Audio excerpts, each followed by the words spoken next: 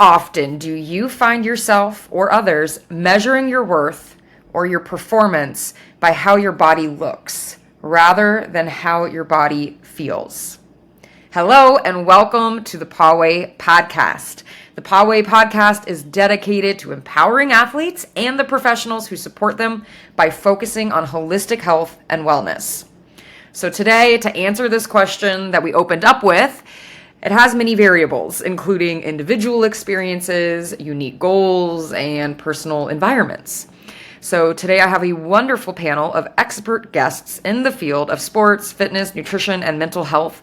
And we are going to discuss how we can measure athletic success while maintaining a holistic approach to overall well-being. Our topic is diet culture. And this term refers to the beliefs that value thinness and appearance and shape above valuing health and well-being in athletics. In the sport and fitness worlds, diet culture often manifests as this emphasis of weight loss and body shaping. Those are the primary indicators of fitness success when we take into account diet culture. And then this often overshadows the importance of mental health, of other physical health markers, which in turn takes over your goals that encompass overall well-being. Joining me in this conversation, we have a unique blend of experts with different perspectives within the fitness, nutrition, sports industry, and we're going to discuss how diet culture has influenced the fitness landscape. Let's start by hearing a bit about our guest, and we'll get into the topic today. All right, so I would like to welcome all of you, and thank you so much, honestly, thank you so much for taking the time to be here. Each of your expertise and experiences is incredibly needed in this conversation that we're having today, and I'm super excited and looking forward to it. So first, I'm going to give some quick details about each of you and your credentials, and then we'll get into the topic. So first, we have Abbey Griffith, who's a certified personal trainer, certified body positive facilitator, and the owner of Clarity Fitness, which I just love this tagline. Georgia's first body positive, weight inclusive, and eating disorder informed fitness studio. Incredible. I feel like we need that in all cities and of all states. And next we have Colette Mayfield. She's an expert group fitness instructor with certifications in Zumba, the Les Mills program, body pump, body balance, body step, etc., in addition to experience serving as the YMCA Health and Wellness Coordinator. And next, we have Luther Palmer, a Navy veteran with over 14 years of strength training experience and 5 years of coaching in strength and performance. He's also a Nesta personal fitness trainer. And last but not least, just alphabetically last, is Kaitlyn Pscodna. And she's a registered dietitian, a certified specialist in sport dietetics. She also completed her master's in social work, so she is a social worker and works with athletes and teams to support their nutrition performance while supporting their mental health as well, which is an incredible niche, as we call a unicorn in the field. I'm Krissy Lines, a registered sport dietitian as well, and a certified personal trainer as well.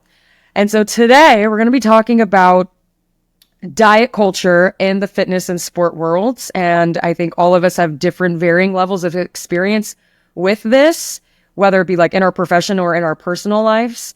And so the goal of today is to really talk about how is this prevalent in each of our fields, and then hopefully come up with some ideas of what can we do about it. That's the hardest part. I know we want more education. However, how do we disseminate that education in a way that's actually going to do something?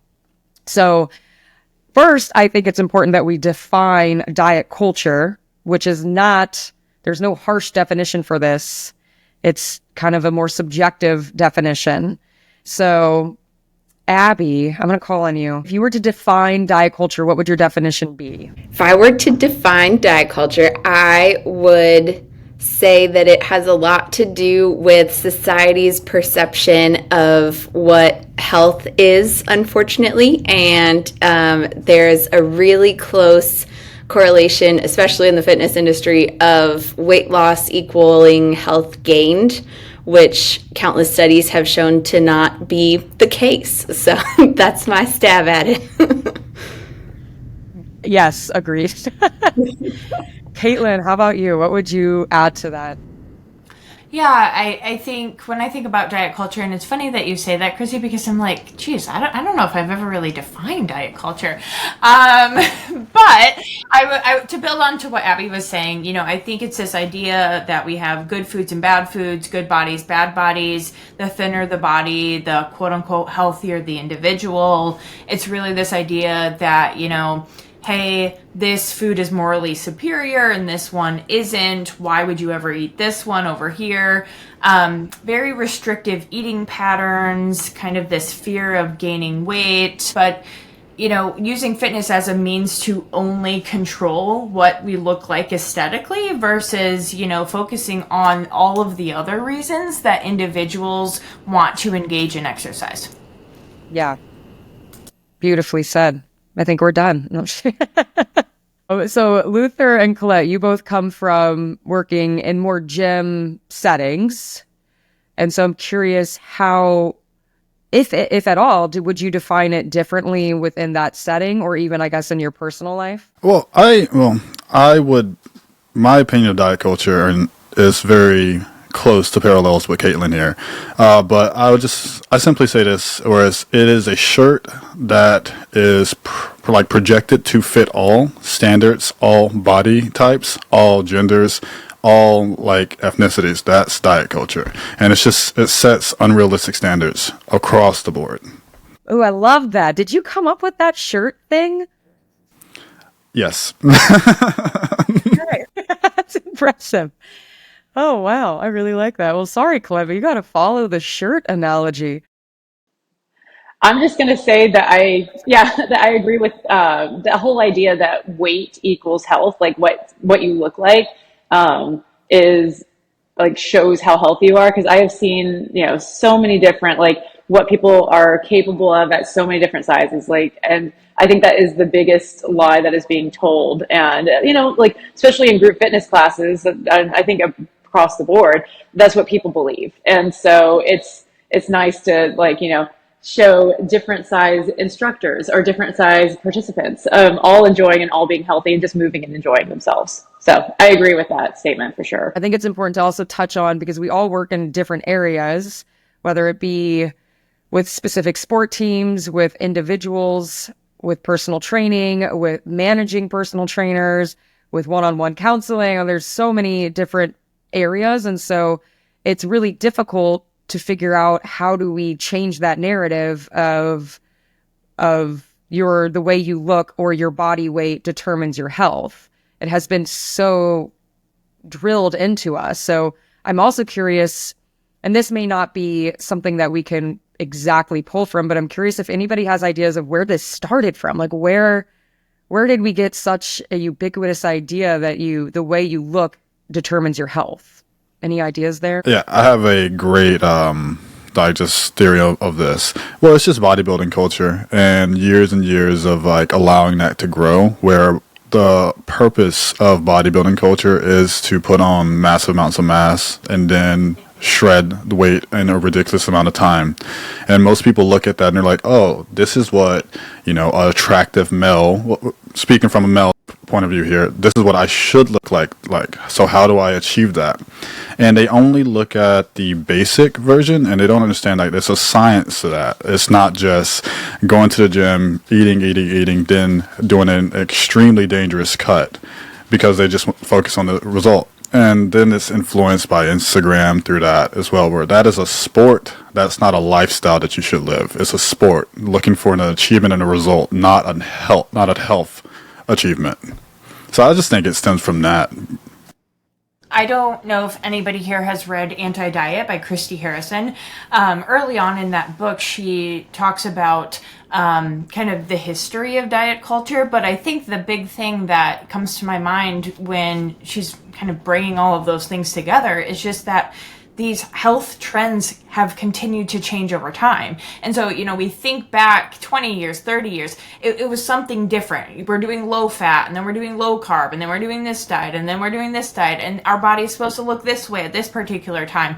And like Luther mentioned, I think the media has just perpetuated that. So hey, Kim Kardashian looks this particular way, or all of these influencers look this particular way. Oh, I'm supposed to look this particular way. okay, and then that shifts in 10 years, and then this is the ideal body. And so we just keep feeding into this idea of diet culture, and it keeps evolving over time. And really, you know, when we're thinking about how do we stop and or mitigate it, I think it's just so challenging, because I think we have to continue to have conversations like this here, or else we're just going to keep spinning our wheels to latch on to something new day by day. Another thing I wanted to pop in, I was in a book club that was really interesting with a lot of eating disorder providers, and we read a book which has a very triggering name. It's called Fearing the Black Body, and it talks about the origins of fat phobia connected to racism. So I definitely don't claim to be an expert or have lived experience there, but I do think that that's really important to name too, because there's a lot connected to, like Luther was saying, what a body quote unquote should look like. And I think that weight was a big piece of that conversation, even back to the days that book is referencing in Renaissance art and even earlier. So that's a component too. Yeah. Oh, that's really interesting. Colette, I'm curious I love your experience because you teach a group of people. I mean, you do a lot, but in your group fitness training, you teach a group of people all at once, and you have multiple classes of different types a week. So how would you even recognize, or if somebody were struggling with something like this, right, in that setting? Because you don't get, at least to my knowledge, and maybe I'm wrong, you don't get as much one-on-one time with people. So how would you even be able to raise that flag and be like, oh my goodness, this person is overtraining, they're not resting, they're not eating enough? Or is that a barrier and it is difficult to do that? So it depends on the person. Oftentimes, though, you'll notice that somebody's coming to all the classes. They're doing body pump 5, 6, 7 days a week, when we recommend only 2 or 3, like never more than that. So you see them overtraining. You just see them way too often. Some of them will come up to me and they'll ask, like, well, how do I get rid of this specific part or something like that, instead of, you know, just wanting to train to be healthy. Like, you can tell they're just not really enjoying themselves, when, especially in the group aspect, like, there is an element of fun in just being with 20, 30 other people doing the same thing. Like, you know, you're doing burpees, but you're doing them together. You're all suffering and having fun doing it. It's the people who are taking it to another level, who, again, you're just seeing them way too often. They're obviously not eating enough or something like that. It's the overtraining is the biggest thing, or coming for advice and like asking again for like, stuff that, like, so there was a lady who's like, how do I get rid of this? And I'm like, girl, like, that's just part of us. Like, it's fine. Like, so that's usually what you see. It's the vocal ones, or the ones you're just seeing too much. Like, I just fear for the ones that that don't speak up and, you know, are just kind of like in their own heads. And like, again, they think that doing, more is better. And, you know, usually that's actually doing the opposite for a lot of them. So, you know, usually there is a barrier if they don't come up to you personally. But you just try and make a relationship when you see them multiple times. Be like, hey, you know, like, I've noticed that, you know, you're coming to this class a lot. Have you tried resting? Like, you know, love seeing you, but. Now, you said the R word, resting. It's like, it's such a component that I guess, like Americans, that I see that in a lot, because weightlifting, I'm from a powerlifting world. I interact with a bunch of Europeans as well. And they, after a massive powerlifting meet, it's just like, you do not touch them for 2 weeks. You must rest. You have to rest. We're like, you know, gym culture is terrible. It's like, what do you mean? Why aren't you in here? You don't want it hard enough. And then that starts happening where it comes to an aspect of like, when effort and preparation, where people think hard work is the preparation, instead of, you know, meal prepping a routine, prepping your recovery phase. But they look at hard work or just working hard at something, or in the topic today with the diet culture and then just the intake of food, when they're like, well, I'm not losing weight enough, so how about I just work harder on not eating? And then they look at that as a positive result, like, I'm working hard. No. you're working hard on the wrong thing.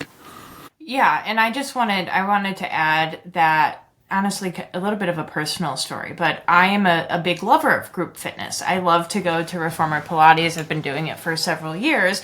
And the first time I went to a new studio, the instructor said, I have to go to Orange Theory twice in a day in order for it to count. And she's, blasting that to all of everybody else in the class. And I am someone, obviously, who has this background, but, personal background with an eating disorder myself, with overexercise myself. And all I can think in my head is, there has to be someone in this class who that is feeding into, of like, oh, now they think, oh, I'm only worthy if I'm going to Orange Theory Fitness twice a day. I'm like, one, who has time to do that? Two, and what Colette said and what Luther said, hello, we need rest. Like, that's not something that we should be bragging about, of like, oh my gosh, I'm so great because I'm going to Orange Theory twice a day. Like, I'm thinking like, this is a red flag. I never want to come back to this instructor. I hear that a lot. Even to bounce off that, if I'm in the past, I did a lot of cycling classes and I stopped doing them at a specific studio because I felt so much pressure when they would say, like, turn your knob to the right. I'd be like, girl, I'm turning it to the left. Like, I'm tired. But then they would call you out. Be like, if you're not standing up, it's like, you don't know how I'm feeling right now. I love it when a fitness instructor gives you the encouragement you need to find that threshold that you're there to find, to push yourself. Because it can feel good to push your body. It feels good to be strong, and that's okay. We also need to be able to balance the idea that we want to listen to our bodies, and pushing it constantly is not the goal. So yeah, I get that. And I don't want that to be the culture anymore. So I hope that we can find ways to steer it. Abbey, I'm curious because you run a studio, you have all these instructors and classes. How do you navigate with yourself and your studio, but also training your trainers, promoting, like, how do you balance promoting fitness and health while also avoiding the pitfalls that come with diet culture? Yeah, I mean, that is the question we wrestle with every day. And I think I love what y'all said. I totally think that education around rest is huge. I think that one thing that I like to train the team on is that sometimes we need to actually look out for our best clients, because similar to what Colette was saying, if someone is like, give me exactly the meal plan, tell me exactly what to lift, exactly for how long to get exactly this result. First of all, no one has that much control, no matter what they sell you. And second of all, that's a red flag to us now. And I don't think that it always was for a lot of people in the fitness space. And that shows that there's at least some level of compulsivity around movement that is something to at least check in on, if nothing more. And I think verbiage is something that we harp on all the time too, like regressing down to an easier move, all in air quotes, is all saying that one option is worse than another. If you don't suck, you will do the harder one. That's also not helpful. So there's a lot of just subtle things that can slip through in a typical class, a typical training session, that we work really hard to mitigate.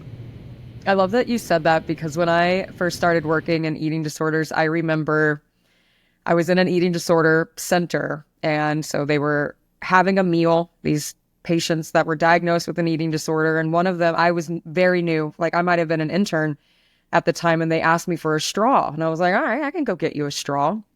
So I go over to the straw section, and they had like your standard straws, and then they had the boba straws. And I go, do you want the skinny one or the fat one? And I remember immediately being like, no, don't say that, Krissy. And I was just mortified. And clearly 10 plus years later, I'm still thinking of that. And if that were to happen to me now, I'd probably think about it first, because it's learning a new language almost of how to have these conversations with people that could potentially be harmed by it or have a trigger trauma response. But then also if it comes out, just being like, I am sorry, which straw would you like? You know, like you kind of just move on. And I think normalizing that is so important. And that's why conversations like this are so important. So we can normalize the idea that this is okay. It's okay to have slip ups. And we all have the same goal, because we do. None of us talked about this before starting today, and we all clearly have the same idea of diet culture and what the goal of fitness is. Okay, so I'm actually going to flip it a little bit. And if we were to be a devil's advocate, are there any benefits that come from any components of diet culture? If somebody were to argue with us and say, well, I get X, Y, and Z out of it, and it actually is helpful for me, what might those be? And of course, we can reframe them. I think that would probably come up, but what might those be? Are there any benefits to diet culture? So, yeah. So if there's bad, there has to be some good, right? That's just the balance of it. Where does this come from? And this is kind of like shop or boy talk, just how like, this is these examples where I've had some clients that are men that are like, dude, I love when my boys are just saying like, hey, you got fat, get in the gym. And they respond to that. And I asked them, like, why do you think you respond positive to that? I would like you to focus on that instead of just the positivity that you got you in the gym. Because I feel like that conversation needs to change. But since diet culture is so common, it's just a different language, kind of universal language like we talked about, or it's trying to be. It's accepted, especially in like guy-to-guy talk when we're just talking, hey, bro, you should get in the gym. Oh, your bench is weak. And they responded like, okay, I will get to the gym. But like, why does that conversation have to happen like that? So it's a good takeaway where it's understandable, it's relatable, because it's just been around for so long. But it doesn't mean that it's correct. That's a good point. Yeah. So maybe some accountability in there. Kaitlyn, I'm really curious your take on that with your Masters of Social Work. What psychology might come up with that relatableness of like calling someone out and just being like, oh, you're right. Yeah, I think, the big thing that came to mind when you asked that question was a lot of people would voice that they would have or experience more acceptance in society. They would perhaps be able to do things that they otherwise couldn't do if they were in a larger body, for example. And yeah, sure, that's true. But my argument to that is then we need to create ways for that individual to live in the body that they are in our society. I think about, a plane seat or a seat at the doctor's office, right? It's like, okay, sure, maybe the person could be more comfortable if they were to lose weight or be in a smaller body. But that's society's issue. We need to, create bigger plane seats. We need to, create bigger chairs versus this idea that, the individual needs to shrink themselves into whatever mold diet culture, again, has told them that they need to fit in. And I think, yeah, this idea that, hey, I'm going to gain a lot of acceptance, or my boyfriend, told me that I need to lose weight, and so now he's going to like me better, or we're going to do whatever else because I'm in a smaller body versus a larger body. I feel like I hear that so often from clients, this just a ton more acceptance if we're in a body that is closer to the ideal versus a body that is further from that ideal. Yeah, gosh, that's tough to digest there, because it's so true.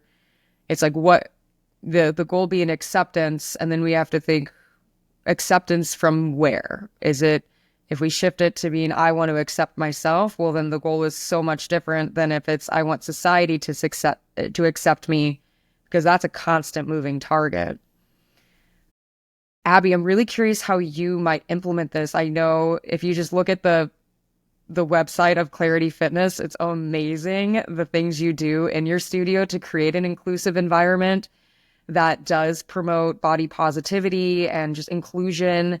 And I'd love for you to tell us a little bit more about that, because I think that's so important for other gyms and facilities, things that are tangible action items that can be done.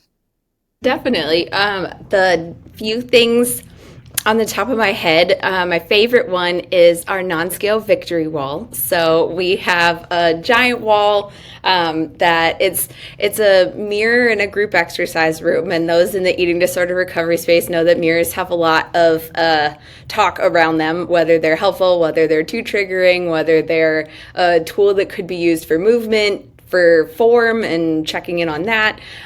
So we decided to have mirrors, but break them up and always be really intentional about where and having spaces to avoid them if we're not there yet or don't ever want to be there. And we broke those up by big thought bubbles that say different things that are victories in the fitness space that have nothing to do with aesthetics, like bought clothes regardless of the size just based on what felt good, or stepped away from the scale, or stopped a workout when I felt pain. Just different things that are advocating for yourself and celebrating yourself as you are instead of changing or shrinking like you were saying. And I mean, there's quite a few others. I don't want to ramble, but we worked really hard to be intentional about the architecture and the aesthetics of the space, breaking it up into different sections to make sure that it wasn't intimidating for people who might not be the typical gym crowd, or who might have had really tough experiences in the fitness industry for personal reasons or mental health reasons or whatever else might be going on. Yeah. I think it's so important that we have spaces like Abbey's, and that Abbey's is, one of hopefully many to come, right? Because so many people actually don't engage in exercise because they are afraid that, oh, I'm going to go to this gym and all they're going to do is tell me to lose weight.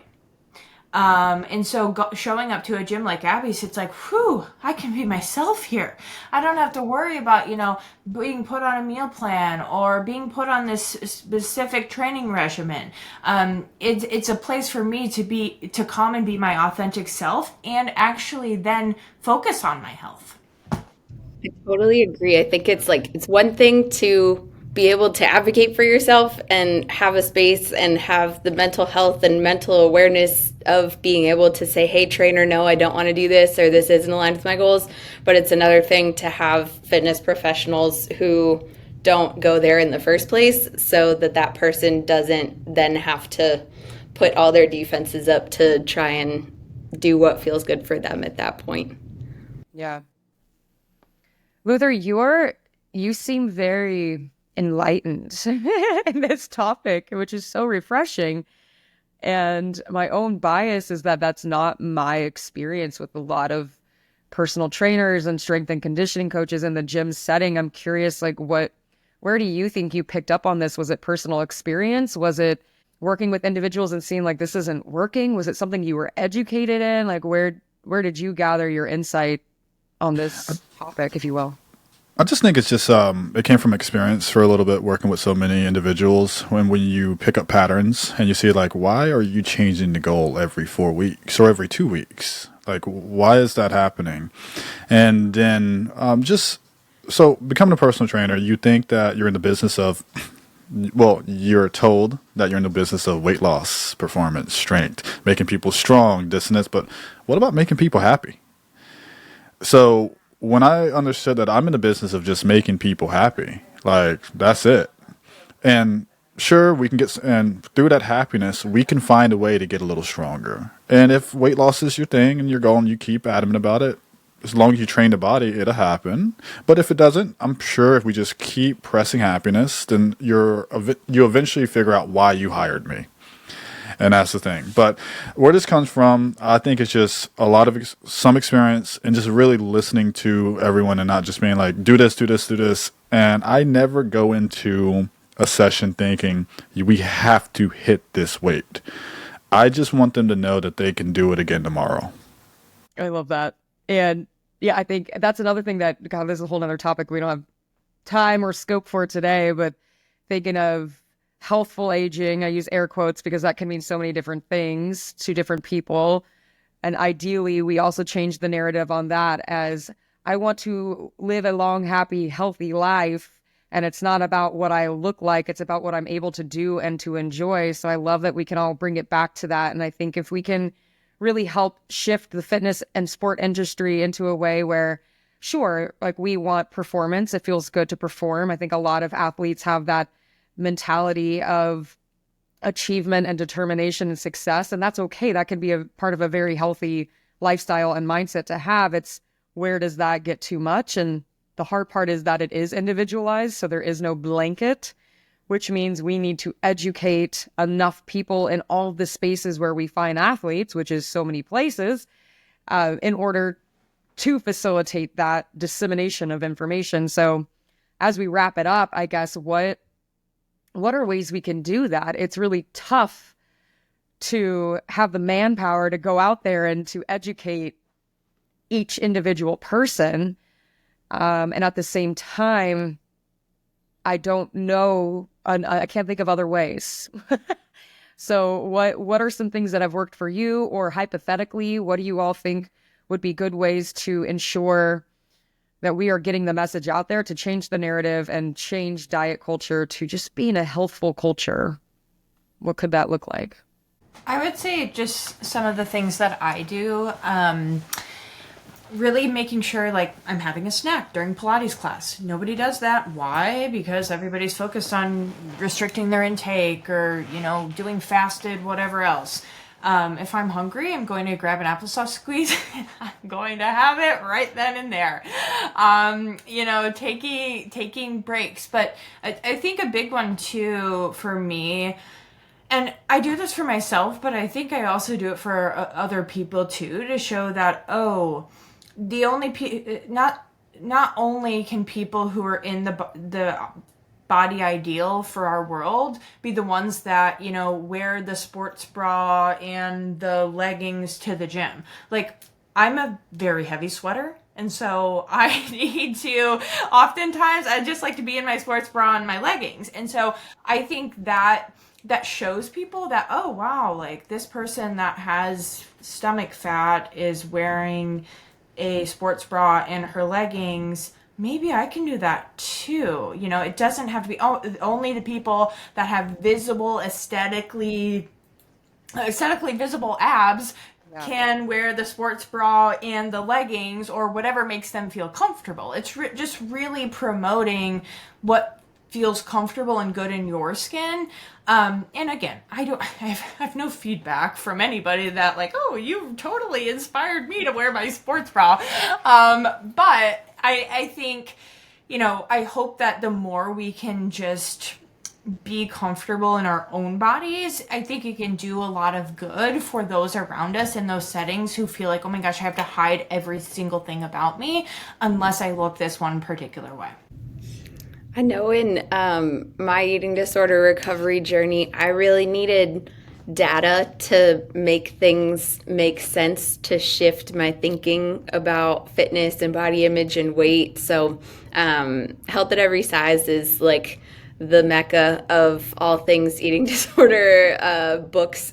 So I would definitely recommend that. It reads like a textbook, so do it in chunks, but it's really helpful to just get data and information in that kind of a way around weight not being the same as health, and having the science to back it up really did help get me to a better place. And there are different organizations, different educational platforms. Safe Exercise at Every Stage is a really big one for eating disorder recovery, supporting fitness professionals. And Body Positive Fitness Alliance is a really cool organization too. They do a really good job at education and connection and bringing everybody to the table to make sure that more voices are heard, so that it doesn't turn into an echo chamber.